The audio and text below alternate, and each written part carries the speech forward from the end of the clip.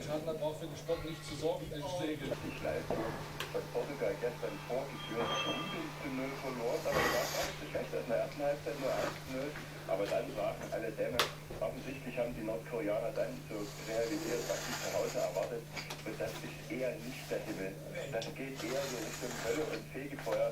Wer 0:1 ist gemeißelt und damit müssen die Schweizer auch zittern, um das Spiel vielleicht dann doch noch ins Achtelfinale einzuziehen. Ja, heute wird es richtig kompliziert. Heute sind 4 Spiele, damit dann hintenrum auch nicht gemauschelt werden kann wegen der Gruppenplatzierung. Richtig, pro Gruppe 2 Spiele zeitgleich. Um 16 Uhr geht es los mit Frankreich gegen Südafrika und Mexiko.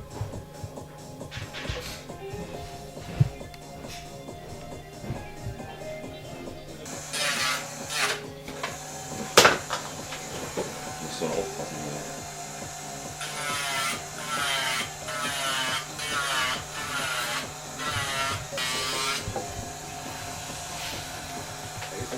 Alles